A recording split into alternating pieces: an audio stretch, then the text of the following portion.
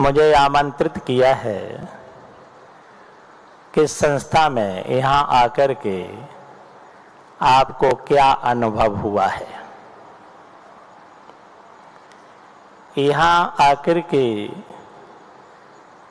जिस अलौकिक शांति का अनुभव कर रहा हूँ, जो अनुभूतियाँ हो रही हैं, जो वाइब्रेशन मिल रहे हैं, उनका वर्णन कैसे करूं।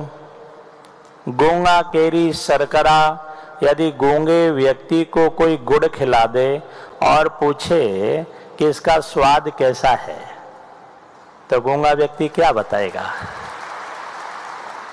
केवल सिर हिलाएगा, संकेत करेगा, मगर जो स्वाद मिला है उसे शब्दों में नहीं बांधा जा सकता है। उसी तरह से हमें जो अनुभूति हो रही, जो आनंद आ रहा है, जो अनुभव हो रहे हैं, उन्हें शब्दों में बांधना तो मुश्किल है। उनकी ओर संकेत अवश्य करेंगे। पहले तो हमें ऐसा देखो, यहाँ देखने में लगा कि इतना बड़ा ये परिसर है। लोग कहते शांति वन है, एक संस्था है, और मुझे लगता है संस्था नहीं, एक शहर है, पूरा का पूरा शहर। और इतने बड़े शहर को मैनेज करने के लिए, व्यवस्थित करने के लिए पूरा का पूरा स्टाफ होता है, और फिर भी शहर में कोई न कोई न्यूनता, हलचल बनी ही रहती है। मगर इस परिसर में आकर के हमने किसी को मालिक देखा ही नहीं। इसका मालिक कौन है यही पता नहीं लगा, इसका प्रबंधक कौन है ये पता नहीं लगा अभी तक। उसके बावजूद भी अब व्यवस्था नाम की कोई चीज नजर नहीं आ रही है। सारी की सारी व्यवस्थाएं हो रही हैं। इतनी साफ सफाई है कि 1000 आदमी लगा दें तो साफ सफाई न हो। इतनी शांति है, सारे के सारे साधक अपनी साधना में लगे हुए हैं, और कहीं अब व्यवस्था नहीं है। भोजन के समय पर भोजन हो रहा है, निवास बहुत बढ़िया, भोजन बहुत बढ़िया, जिसे चाय, दूध, दही जो चाहिए वो समय से उपलब्ध हो रहा है, और ऐसे हो रहा जैसे कोई अदृश्य शक्ति कर रही हो। यहाँ हमने कई अलौकिक वस्तुओं का दर्शन किया है। कहते जिस हॉल में हम बैठे हैं, ये पूरी एशिया का ये पहला ही हॉल है, इतना बड़ा सत्संग हॉल कि इतना विस्तृत है, और जिसके बीच में कोई पाया नहीं है, कोई खम्मा नहीं है। ये अलौकिक है। और उससे भी अलौकिकता एक और है। कहते हैं एक बार दिल्ली से बम्बई एक ट्रेन जा रही थी, वहां 2 माताएं बैठी हुई थी। एक प्रतियोगिता हो रही थी, झूठ की प्रतियोगिता, कि जो सबसे बड़ा झूठ बोलेगा उसे सबसे बड़ा पुरस्कार दिया जाएगा। एक व्यक्ति कहता सबसे बड़ा झूठ मैं बोल सकता हूं। बोले बोलो। बोले दिल्ली से बम्बई ट्रेन जा रही थी और 2 माताएं बैठी हुई थी पास पास में, और दिल्ली से बम्बई तक उन्होंने आपस में कोई बात ही नहीं की। बोले ये सबसे बड़ा झूठ है, हो ही नहीं सकता कि 2 माताएं हों और बात न करें, असंभव है, सबसे बड़ा झूठ था। हमने उस झूठ को भी यहां झूठ पाया कि इस हाल में 25-25 हजार की कैपेसिटी वाला जो सत्संग हाल है, जहां 25-25 हजार लोग बैठे हों, और वहां मंच से एक बार भी अनाउंस नहीं करना पड़ता है आपस में बात मत करो, शांति बनाए रखो, प्रेम से सुनो। ये कहते हमने सुना ही नहीं है।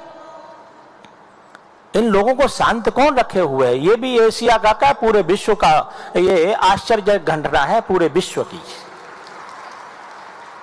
इनमें शांति कौन प्रदान किए हुए है? तो देखता हूं कि सारी व्यवस्थाएं ऐसे चल रही हैं, और यहां के लोगों से भी मैं मिला। कल जयसिंह भाई के साथ में मैं भ्रमण कर रहा था, ये इंडिया वन जो सब सोलर प्लांट है वहाँ भी गया, और जो अपने ये जो बिल्डिंग है अपनी बहुत बड़ी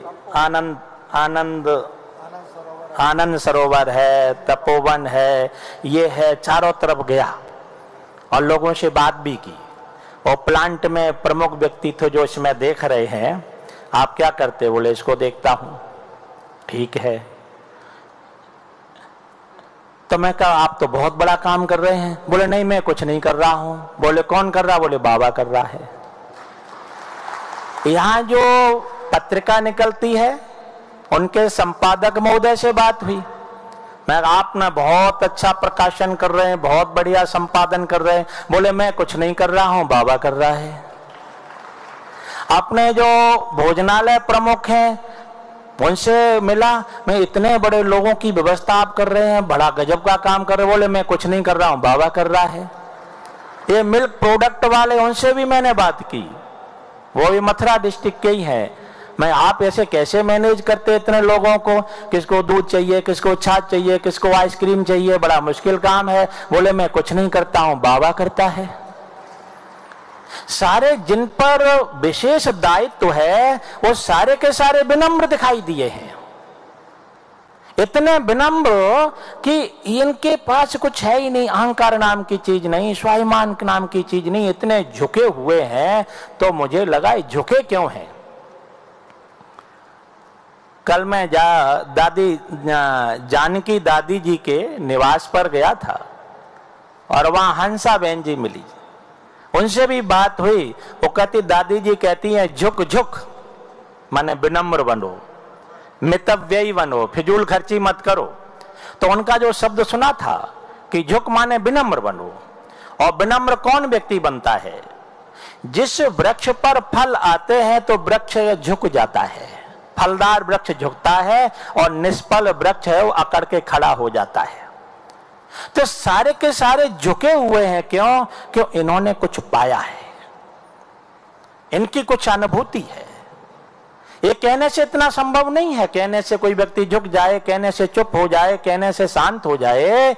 इनकी जो साधना, इनके अंदर कुछ है। यहां देखने से लगता है कि यहाँ ईश्वरीय शक्ति, बाबा की शक्ति या सारे के सारे काम एक अदृश्य शक्ति कर रही है। वो अदृश्य शक्ति कौन? वो बाबा की शक्ति है जो सारे के सारे काम कर रही है। तो हमारा यहाँ का बड़ा अच्छा अनुभव लेके जा रहा हूं, बड़े अच्छे वाइब्रेशन लेके जा रहा हूं। और मैं गौशाला भी गया, गायों को बड़ा तंदुरुस्त देखा, बड़ा अच्छा देखा।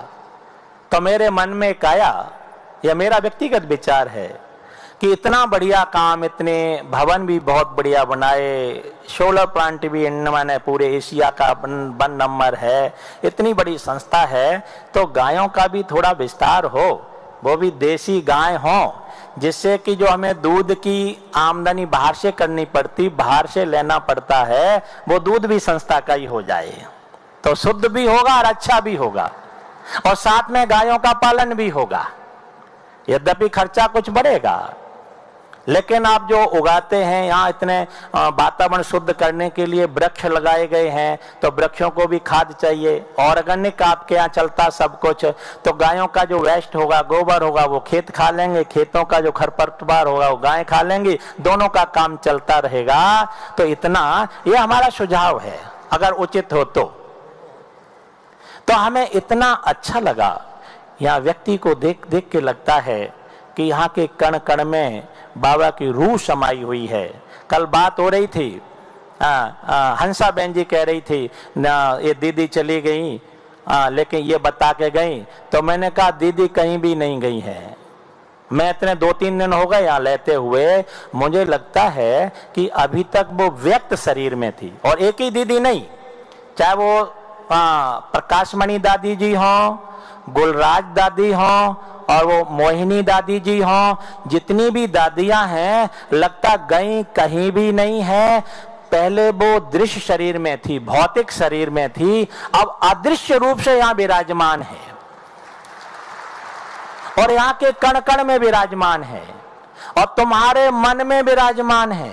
कि कोई तो ऐसी शक्ति है जो सभी को जोड़ करके रखी हुई है, नहीं तो जहां चार बुद्धिमान व्यक्ति इकट्ठे हो जाएं और वहीं विघटन पैदा हो जाता है, वहीं खींचातानी पैदा हो जाती है। और यहां तो मुझे लगता है कि बुद्धिमानों का समुदाय जितने बैठे हैं ये क्रीम है, ये जो क्वालिटी है, ये सुप्रीम क्वालिटी बैठी हुई है, सुप्रीम सोल बैठी हुई है, पवित्र आत्माएं बैठी हुई हैं, ये हजारों की संख्या में है। और न कहीं अशांति है, न कहीं खींचतान है, न कहीं द्वेष है, न कहीं ईगो आ रहा है। ये कौन कर रहा है? ये कोई शक्ति है, अदृश्य शक्ति है जो तुम सबको सबके हृदय में विराजमान है, उसका मैं अनुभव कर रहा हूं, उसका आप भी अनुभव कर रहे हैं। और इससे बड़ा आश्चर्यचकित क्या हो सकता है? इससे बड़ा अनुभव क्या हो सकता है? इससे बड़ी दिव्यता क्या हो सकती है? और ये भी क्यों है कि जो पवित्रता के संस्कार दिए गए हैं, मैं तो सोचता था शायद मंच से ही पवित्रता का उद्घोष हो रहा होगा। जब व्यक्तिगत लोगों से मिलता हूं तो जिसके मुख से निकलता है, बोले बाबा ने कहा ब्रह्मचर्य का पालन करो, पवित्र बनो, और घर द्वार छोड़ करके और यहाँ साधना में लगे हुए हैं। ब्रजमोहन भाई जी से बात हो रही थी, वो कह रहे थे कि घरवार छोड़ करके पवित्र होना तो बहुत आसान काम है। हम एक अभिनव प्रयोग कर रहे हैं कि जो व्यक्ति परिवार के बीच में रह रहा है, घर गृहस्थी के बीच में रह रहा है, और घर गृहस्थी के बीच में रह कर के पवित्र जिंदगी जिए, पवित्र जीवन जिए, पवित्र साधनाएं करे, ये हम प्रयोग कर रहे हैं। और ये एक अद्भुत प्रयोग है, एक महान कार्य है। राजमार्ग पर चलना तो आसान काम है, रोड के ऊपर तो कोई भी दौड़ सकता है, लेकिन कंटका कीर्ण मार्ग में चल करके, जिस मार्ग में कांटे बिछे हों, उस मार्ग से व्यक्ति चलता भी जाए, दौड़ भी जाए और कांटे न चुभें, ये विशेषता है। जहां उस नाविक की नाव कुशलता क्या, जो धाराएं प्रतिकूल न हो। कुशल नाविक कौन है कि प्रतिकूल धाराओं में सुरक्षित नौका को निकाल के ले जाए, वो नाविक अच्छा होता है। उसी तरह से कंटका कीर्ण मार्ग में चल जो कुशल निकल जाए, वो पथिक अच्छा होता है। इसी तरह से घर गृहस्थी में रहते हुए जो पवित्र जीवन जिए, जो पवित्र है, जो ब्रह्मचार्य का पालन कर सके, वो साधक अच्छा है। और यह सारा का सारा कार्य ये ब्रह्मा कुमारी संस्था ने, बाबा ने, दादियों ने, दीदियों ने, बहनों ने बखूबी निभा दिया है, बखूबी कर रहे हैं। ये सारे के सारे धन्यवाद के पात्र हैं, सारे के सारे आदर के पात्र हैं। यह मेरा छोटा सा अनुभव था। इन्हीं शब्दों के साथ वाणी को विराम देता हूं। ओम शांति, ओम शांति।